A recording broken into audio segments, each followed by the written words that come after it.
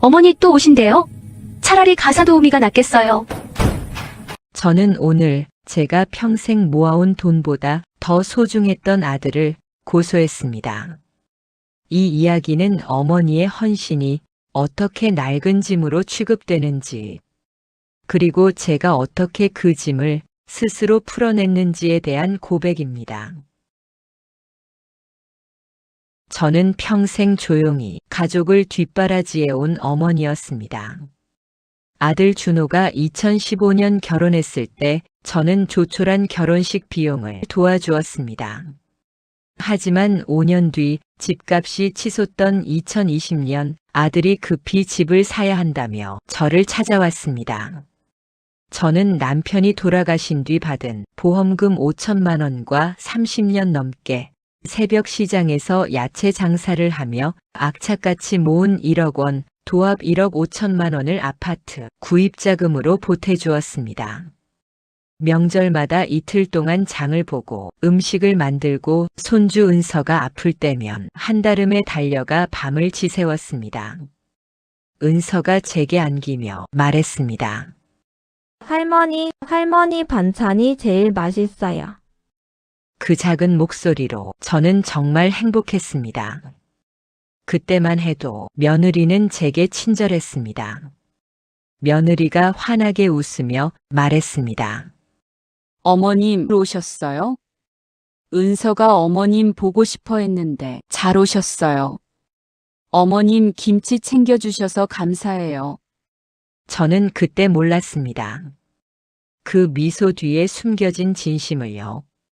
돈을 보태준 그날 이후 며느리의 태도가 조금씩 변하기 시작했습니다. 전화는 점점 줄어들었고 방문에도 바쁘다며 금방 자리를 떴습니다. 그러다 어느 날 우연히 거실에서 들은 그 대화가 모든 것을 바꿔놓았습니다. 그날도 새벽부터 끓인 사골 곰국을 들고 아들 집을 찾았습니다. 냉장고에 국을 넣고 은서 방을 정리하던 중이었습니다. 그때 아들과 며느리가 현관문을 여는 소리가 들렸습니다. 뒤이어 며느리와 아들의 대화가 들려왔습니다. 며느리가 짜증 섞인 목소리로 말했습니다. 아, 진짜. 어머니 또 오신대? 오늘도 오신다고 연락 왔어. 반찬도 솔직히 우리 입맛에 안 맞는데 매번 가져오시고 좀 편하게 살 수 없어? 아들이 대답했습니다. 에이, 당신도 좀. 그래도 그 돈이 얼마인데. 안 오시면 또 서운해 하실 거고. 그냥 그러려니 하자. 그 정도는 해줘야지. 며느리가 비웃듯 말했습니다. 그 돈이면 가사도우미 쓰고도 남겠네. 그게 훨씬 편하지 않아? 우리 눈치도 안 보고 이것저것 간섭도 안 하고. 둘이 함께 웃었습니다. 그냥 그러려니 하자. 그 정도는 해줘야지. 가사도우미. 저는 그 자리에서 숨이 막혔습니다. 손에 들고 있던 은서의 인형이 바닥에 떨어졌습니다. 저는 가족이 아니었습니다. 돈으로 고용된 가사도우미보다 못한 존재였습니다. 아들과 며느리가 안방에 들어간 사이 곰국 냄비를 그대로 둔 채 저는 아무 말 없이 그 집을 나왔습니다. 엘리베이터 문이 닫히는 순간 저는 이를 악물었습니다. 가사도우미라고? 짐이라고? 아들 며느리에게 그동안 품어온 정이 한순간에 제로 변하는 소리가 들렸습니다. 그날 저는 결심했습니다. 더 이상 참지 않기로. 더 이상 짐으로 살지 않기로. 지난 세월 쌓아올린 어머니의 가면을 벗기로 결심했습니다. 하지만 제가 몰랐던 것이 있습니다. 아들 부부가 이미 제 재산을 노리고 있었다는 사실을요. 그날 밤 잠을 이룰 수 없었습니다. 새벽 3시 제 휴대폰에 은행 알림이 왔습니다. 제 계좌에서 300만 원이 출금되었다는 내용이었습니다. 머릿속이 하얘졌습니다. 다급히 은행 앱을 확인했습니다. 계좌이체 내역이 찍혀 있었습니다. 최근 3개월 동안 총 1,200만 원이 넘는 돈이 조금씩 이체되어 있었습니다. 이체 상대방은 모두 아들과 며느리였습니다. 아들과 며느리가 제 은행 계좌에서 제 돈을 빼내고 있었던 것입니다. 그날 밤은 한숨도 잘 수 없었습니다. 새벽부터 인터넷 정보를 검색했습니다. 변호사. 저는 변호사가 필요했습니다. 이틀 뒤 저는 처음으로 법률사무소 문을 열었습니다. 정 변호사는 제 이야기를 듣고 조용히 제 손을 잡아주었습니다. 변호사가 말했습니다. 어머님, 아들에게 주신 아파트 구매 대금은 되돌릴 수 없습니다. 하지만 나머지 자산은 온전히 어머님 권리입니다. 그런데 이 계좌 인출 내역, 어머님께서 인증서나 통장 비밀번호를 아들과 며느리에게 알려주신 적이 있으십니까? 저는 고개를 저었습니다. 아니에요. 은행 비밀번호는 누구에게도 알려준 적이 없어요. 변호사의 표정이 굳어졌습니다. 그럼 아들과 며느리가 어머님의 통장을 불법 도용한 겁니다. 이건 명백한 절도죄입니다. 저는 모든 것을 털어놓았습니다. 그동안 아들에게 준 돈, 내가 부담했던 아들과 며느리의 가족카드 사용 금액 등 모든 것을 말했습니다. 변호사가 다시 말했습니다. 원하신다면 법적 조치도 가능합니다. 어머님 권리를 지키세요. 어머님이 잘못한 게 하나도 없어요. 저는 고개를 끄덕였습니다. 변호사의 말이 제게 힘을 줬습니다. 그날부터 저는 조용한 작업을 시작했습니다. 로그인 비밀번호를 변경하려는데 손가락이 떨려서 숫자를 제대로 누를 수가 없었습니다. 3번이나 틀렸습니다. 숨을 크게 들이쉬고 다시 시도했습니다. 확인 버튼을 누르는 순간 모자 관계가 끊어지는 소리가 들리는 것 같았습니다.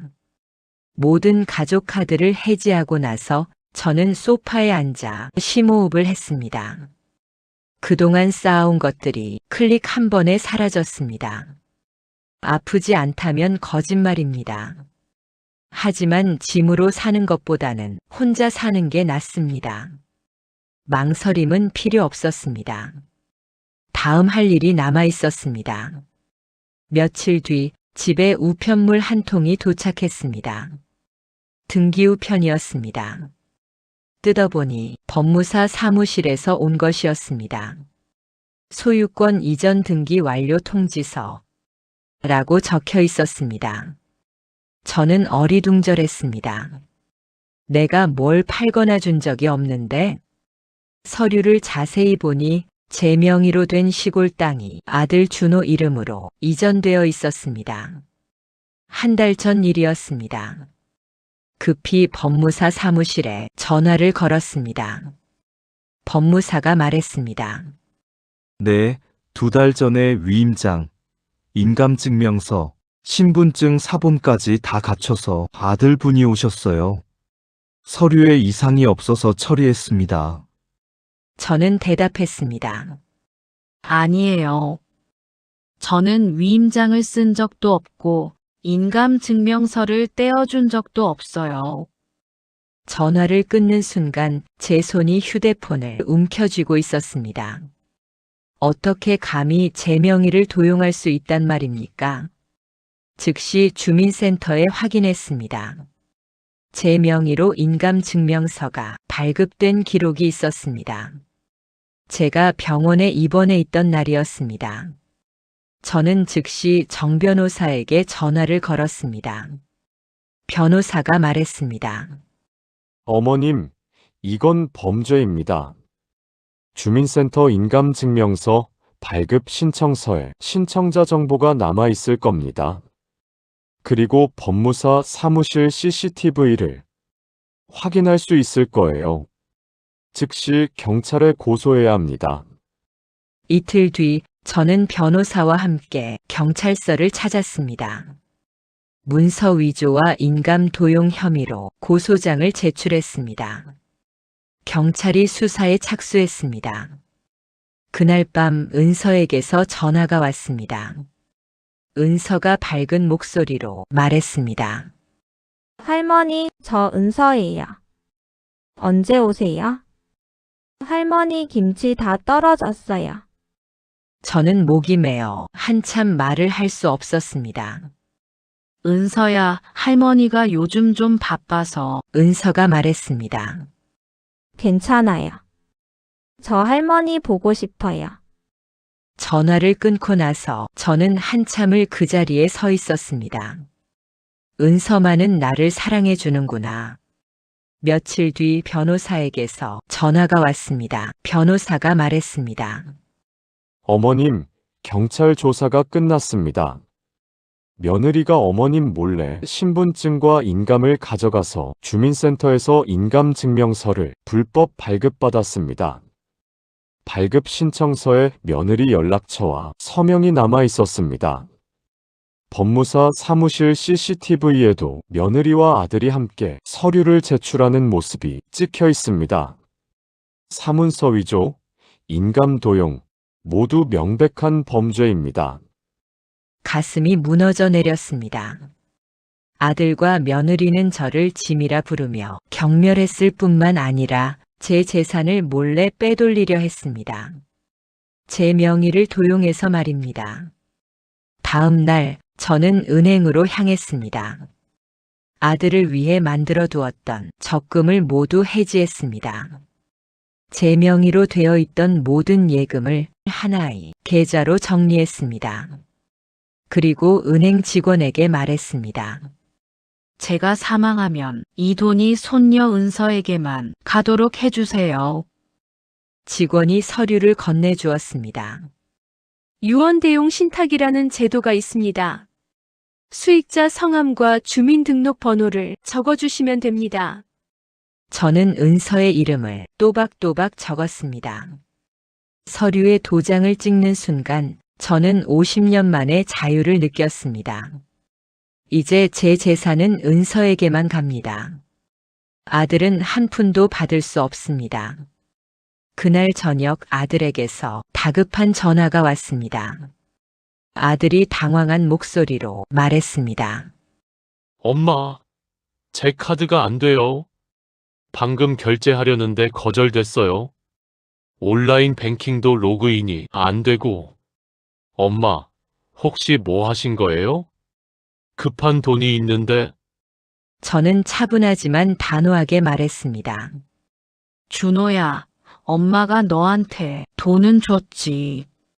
하지만 엄마 무시해도 된다는 뜻은 아니었어. 내가 엄마를 짐이라고 했을 때 그때 이미 엄마는 죽은 거야. 엄마, 그게 무슨... 전화를 끊었습니다. 그날 밤 아들은 제 집 앞에서 문을 두드렸습니다. 저는 끝까지 열어주지 않았습니다. 다음 날 며느리가 찾아왔습니다. 며느리는 인터폰 너머로 소리쳤습니다. 어머님 이러시는 거 은서한테 상처 주는 행동이에요.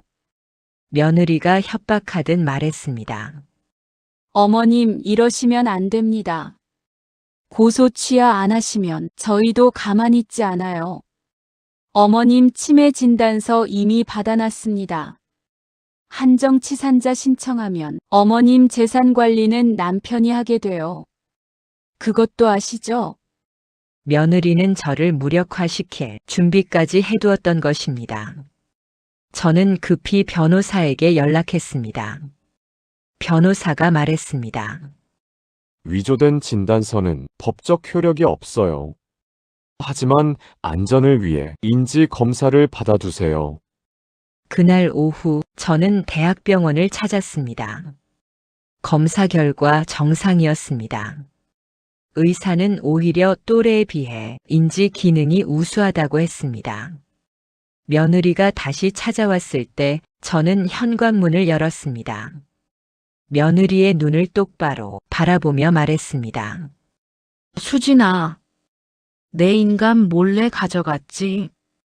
위임장 위조해서 내 땅 준호 이름으로 옮겼지. 거짓 치매 진단서까지 만들어놨다며. 내가 짐이라고.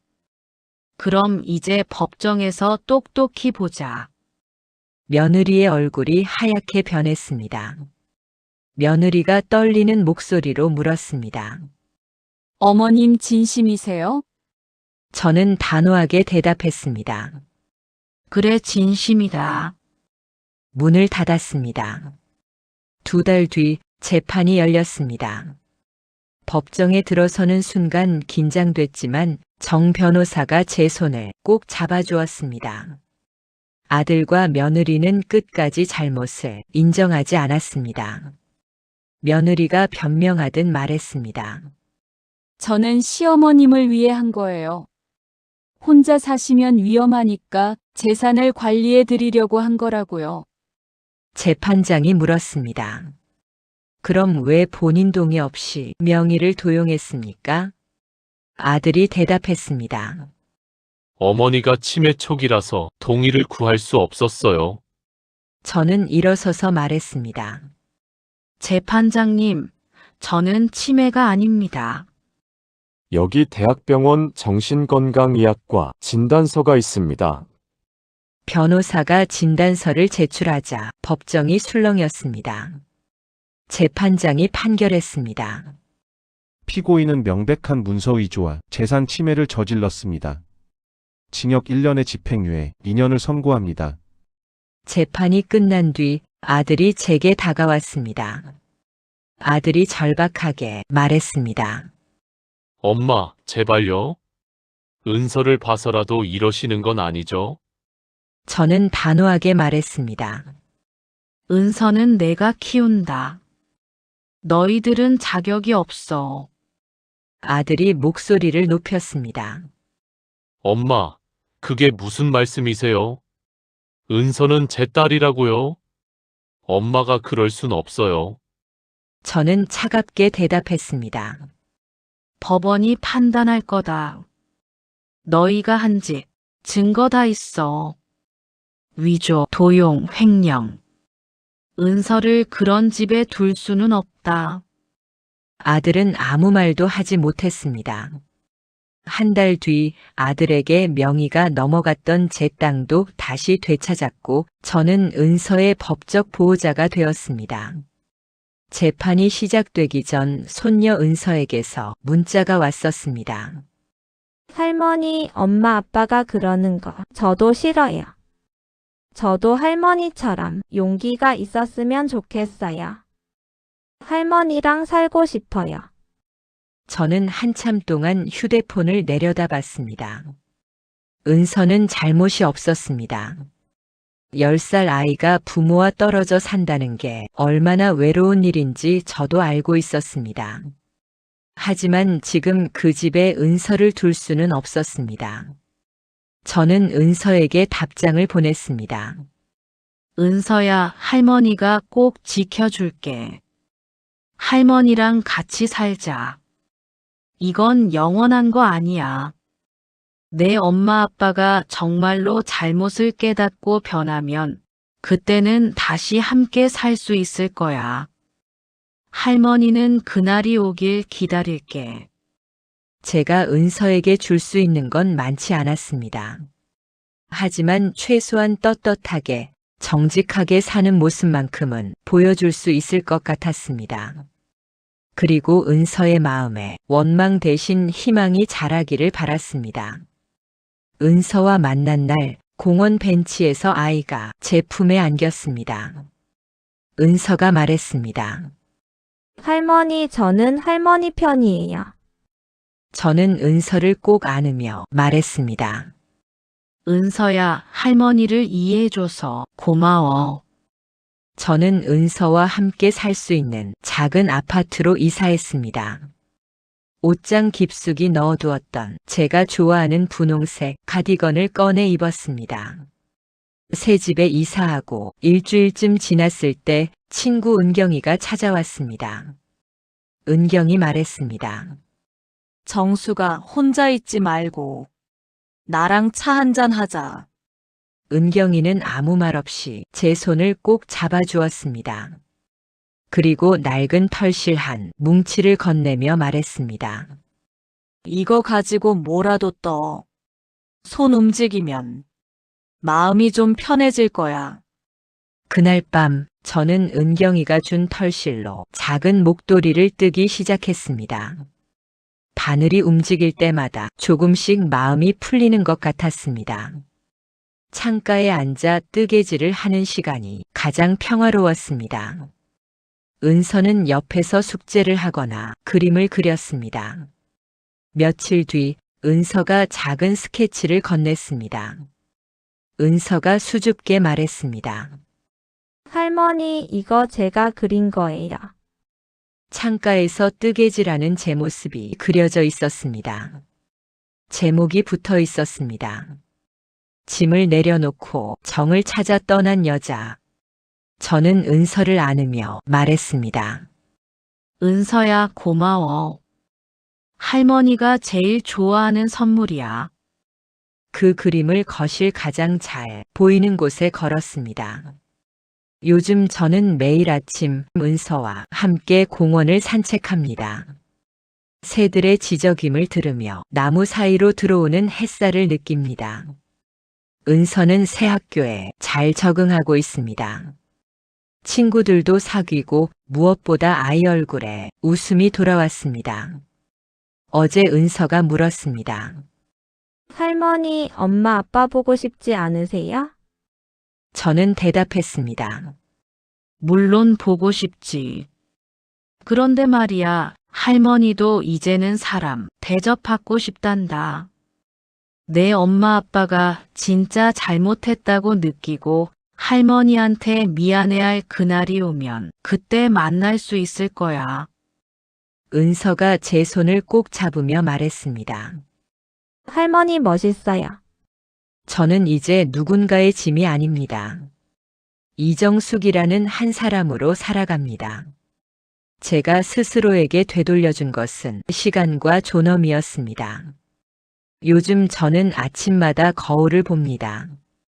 그 안에 낯선 여자가 있습니다. 분홍색 가디건을 입고 짧게 자른 머리에 작은 미소를 띤 여자. 저는 그 여자에게 물었습니다. 당신은 누구세요? 거울 속 여자가 대답했습니다.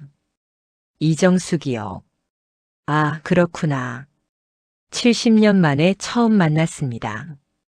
이정숙. 은서가 부엌에서 소리칩니다. 할머니, 계란 후라이 타요. 저는 웃으며 달려갑니다. 이게 제 아침입니다. 제 인생입니다. 제 하루입니다.